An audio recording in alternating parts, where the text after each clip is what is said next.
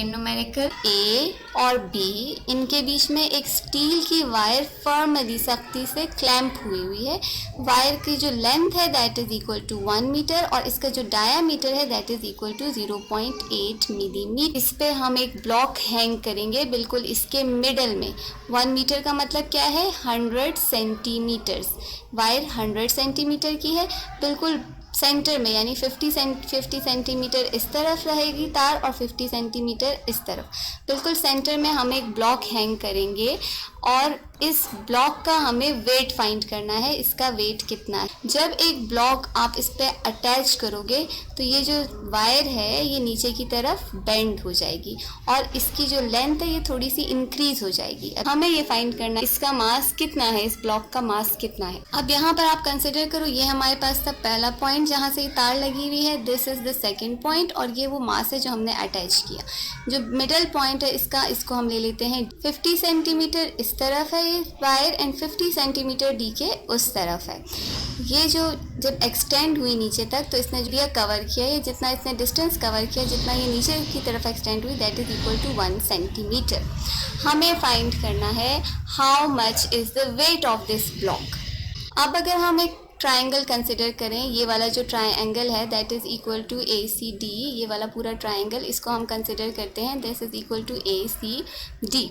इस ट्राइंगल में आप देखो अकॉर्डिंग टू पाइथागोरस थ्योरम अगर हम इस साइड की लेंथ फाइंड करना चाहते हैं, इसकी और इसकी तो हमें पता है, इस वाली साइड की अगर हम लेंथ फाइंड करना चाहते हैं ये वो लेंथ होगी जितनी ये वायर एक्सटेंड हुई है, इसमें एक्सटेंशन हुई वायर में।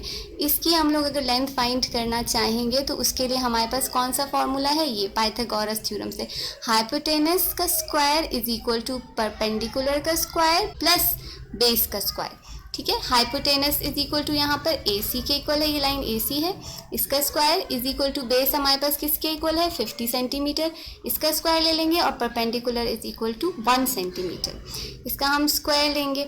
हमें हमारे पास आ जाएगा 50 का स्क्वायर 2500 प्लस 1 का स्क्वायर 1 ही रहेगा, सो AC स्क्वायर की वैल्यू है 2501।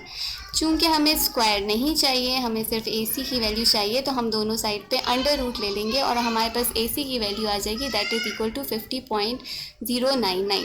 अब जितनी लेंथ इसकी यहाँ तक है ना, देखो ये बिल्कुल मिड पॉइंट है, इसकी लेंथ हमारे पास कितनी हो गई, ये लेंथ स्ट्रेट में थी 50 सेंटीमीटर और ये एक्सटेंड होके बढ़ के ये कितनी हो गई 50.0099।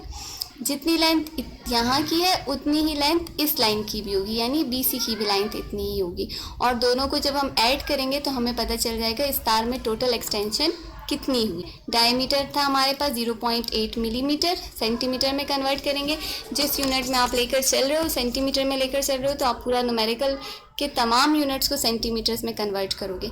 मिलीमीटर को सेंटीमीटर में कन्वर्ट करने के लिए 10 से डिवाइड करेंगे, centimetre is equal to diameter हमारे पास आ जाएगा 0.08 सेंटीमीटर। जो एक्चुअल चीज़ हमें चाहिए that is radius, so radius जो है वो डायमीटर का हाफ होगा, डायमीटर को हम 2 से डिवाइड करेंगे, हमारे पास रेडियस आ जाएगा और यहाँ पर हमारे पास रेडियस है 0.04 सेंटीमीटर। एक्सटेंडेड लेंथ, पूरी एक्सटेंडेड लेंथ कितनी होगी, एक्सटेंडेड लेंथ जो है वो हमारे पास किसके इक्वल होगी, ये L जो है ये AB प्लस BC के इक्वल है। ठीक है, AB हमारे पास कितनी थी हमने कैलकुलेट किया, AB थी हमारे पास 50.0099। ये हमारे पास किसके इक्वल हो जाएगा, 50.99 को हम मल्टीप्लाई कर देंगे 2 से, सो हमारे पास न्यू वैल्यू आ जाएगी। जो टोटल लेंथ है दैट इज इक्वल टू, जो न्यू लेंथ है एक्सटेंडेड लेंथ है that is equal to 100.0198। Increase in length due to load की वजह से जो लेंथ में इंक्रीज हुआ वो कितना होगा, टोटल लेंथ में से हम इंक्रीज्ड वाली लेंथ माइनस कर देंगे तो जो इंक्रीज है that is equal to 0.0198 centimetres. अब ये वो चीज़ आ गई जो हमें चाहिए थी, इस वैल्यू को लेकर हम आगे प्रोसीड करेंगे। हमें पता है कि ये यंग मॉडुलस जो है, यंग मॉडुलस क्या होता है, रेशियो है of stress upon strain. Equation देखते हैं कि Young modulus is equal to FL upon A delta L। यहाँ पर F जो है that is equal to mg, force किसके इक्वल होती है mg के, और एरिया जो होता है वो हमारे पास इक्वल होता है पाई r स्क्वायर के। r हमने फाइंड कर लिया था यहाँ पर, पाई की वैल्यू हमें पता है। लेट्स प्रोसीड एल भी हमें पता चल गया, एल इज़ 100 और डेल्टा एल हमने फाइंड कर लिया, दैट इज़ इक्वल टू 0.0198। लेकिन अब चूंकि हमें मास चाहिए तो मास के लिए हम इस इक्वेशन को रीअरेंज करते हैं। ठीक है, रीअरेंज किस तरह से करेंगे, हमें पता है y is equal to mgl upon pi r square delta L. जो चीज़ हमें चाहिए उसको हम यहीं रहने देते हैं और बाकी सब एंटिटीज़ को हम दूसरी तरफ ले जाते हैं इक्वेशन की। ये पूरा की पूरी इक्वेशन यहाँ पर डिवाइड हो रही है तो इसको हम इस तरफ ले जाके मल्टीप्लाई कर देंगे y से और gl से हम इस इक्वेशन को डिवाइड कर देंगे। सो इक्वेशन हमारे पास किस फॉर्म में आ जाएगी, m is equal to y pi r square delta L upon gl। Now यहाँ पर हमने वैल्यूज पुट की, mass is equal to y की वैल्यू हमें दी हुई थी, प्रॉब्लम में y की वैल्यू थी that is equal to 2.2 into 10⁻12। Pi की value we know that 3.14, r है हमारे पास 0.04, इसका हमने स्क्वायर ले लिया and this is delta L. सही है, ये पाई की वैल्यू है, ये आर की वैल्यू। यहाँ पर देखो ये 1000 किस लिए आया है, हमें पता है जो ग्रेविटी होती है that is equal to 9.8 metre पर सेकेंड स्क्वायर, या आप अपनी सिंप्लिसिटी के लिए इसको 10 मीटर पर सेकेंड स्क्वायर भी अक्सर कंसिडर करते हैं। ये जो मीटर्स पर सेकेंड स्क्वायर है, अगर इसको हम सेंटीमीटर्स पर सेकेंड स्क्वायर में कन्वर्ट करें तो 10 मीटर्स पर सेकेंड स्क्वायर हमारे पास इक्वल हो जाएंगे 1000 सेंटीमीटर्स पर सेकेंड स्क्वायर के। तो यहाँ पर हमने इसकी जी की वैल्यू लगाई दैट इज़ 1000 सेंटीमीटर्स पर सेकेंड स्क्वायर मल्टीप्लाइड बाय ये जो ओरिजिनल लेंथ थी, ये जो हमारे पास जी हो गया और ये original length that is equal to L. m is equal to, इन सबको हमने मल्टीप्लाई किया, हमारे पास आ गया 0.00198 मल्टीप्लाई बाय 10⁻12।